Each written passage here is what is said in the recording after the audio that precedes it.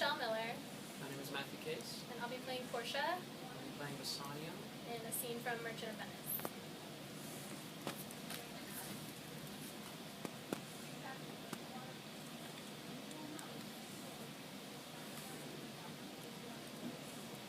I pray you tarry.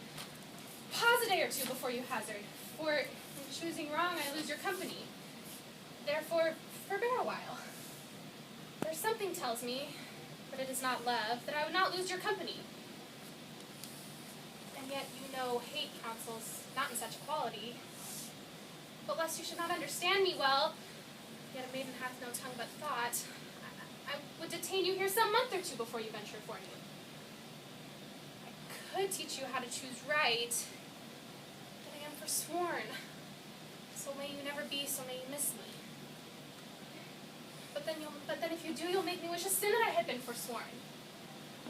Beshrew your eyes. They have o'erlooked me and divided me. One half of me is yours, the other half yours. Mine own I would say, but if mine, then yours, and so all yours. All these naughty times do put bars between the owners and their rights. And so, though yours, not yours. Prove it so. Let fortune go to hell for it, not I. I speak too long. But 'tis to please the time, to eke it and draw it out in length, to save from election. Let me choose! For as I am, I live upon the rack. Upon the rack, Bassanio? Well then confess what treason there is mingled with your love. None but that treason of mistrust which make me feareth the enjoying of my love. There may as well be amity in life between snow and fire, as treason in my love. Aye, but I fear you speak upon the rack, where men enforced do speak anything. Honestly, life, I'll confess the truth. Well then, confess and live. Confess and love have been the very sum of my confession. Oh, happy torment, when my torturer doth teach me answers for deliverance. But left me to my fortune in the caskets. Away then. I am locked in one of them. If you do love me, then you will find me out. Nerissa and the rest stand all aloof. Let music sound while he doth make his choice.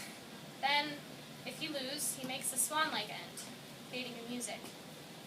That the comparison may stand more proper, mine eye shall be the stream and watery deathbed for him. He may win, and what is music then? Then music is even as the flourish when true subjects bow to a new crowned monarch. Such it is as are those dulcet sounds that creep into the dreaming bridegroom's ear and summon him to marriage. There he goes, with no less presence, but with much more love than young Alcides when he did redeem the virgin tribute paid by howling Troy to the sea monster.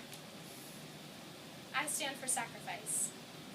The rest aloof for their Dardanian wives, with bleared visages, come forth to view the issue of the exploit. Go, Hercules! Live thou, I live. With much, much more dismay I view the fight than thou that makest the fray.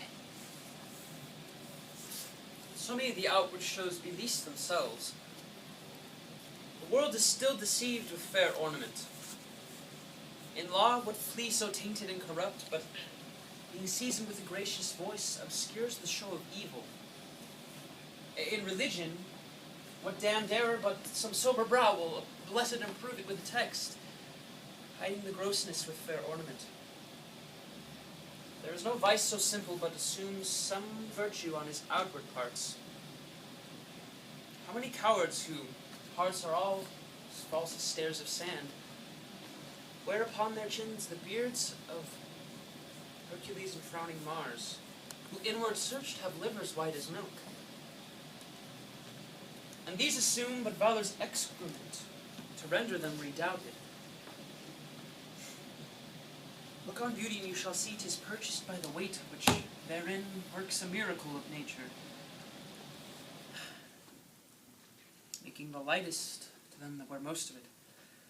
So are those crisp, snaky golden locks, which make such wanton gambols on the wind upon supposed fairness, to be the dowry of a second head, the skull that bred them in the sepulchre.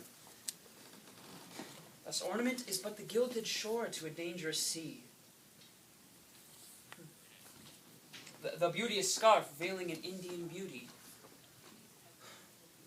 In a word, the seeming truth which the cunning time puts on to entrap the wisest. Therefore, then, thou gaudy gold, hard food for Midas, I will none of thee. Nor none of thou pale and common drudge tween man and man. Thou meagre lead, which rather threatenest than dost promise aught. Thy paleness moves me more than eloquence.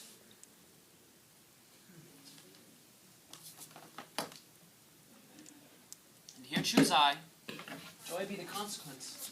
How all the other passions flee to air, as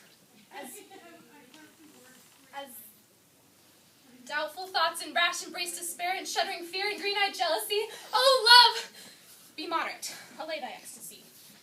In measure, rain thy joy, scant this excess.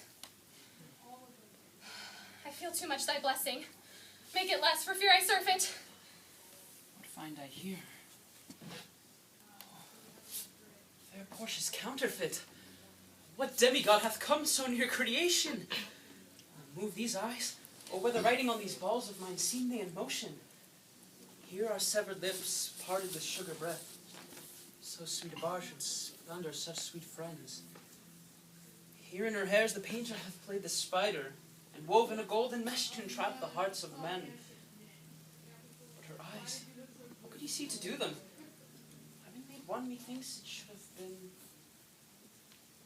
Methinks it should have power to steal both his and leave itself unfurnished. Yet look how far the substance of my praise doth limp behind the shadow. In underprizing it, so far the shadow doth limp behind the substance. Here's the scroll, the continent of my summary. You that choose not by the view, chance is fair, and chooses true. Since this fortune falls to you, be content and seek no new. If you be well pleased with this and hold your fortune for your bliss, turn you where your lady is and claim her with a loving kiss. A gentle scroll, fair lady, by your leave, I come by notes to give and to receive. Like one of two in contending in a prize that thinks he hath done well in people's eyes. Hearing applause and universal shout, giddy in spirit, still gazing in a doubt whether these peals of praise be his or no.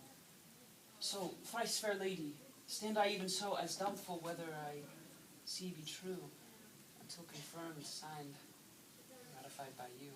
You see me, Lord Bassanio, where I stand, such as I am. As for myself alone, I would not be ambitious in my wish to wish myself much better.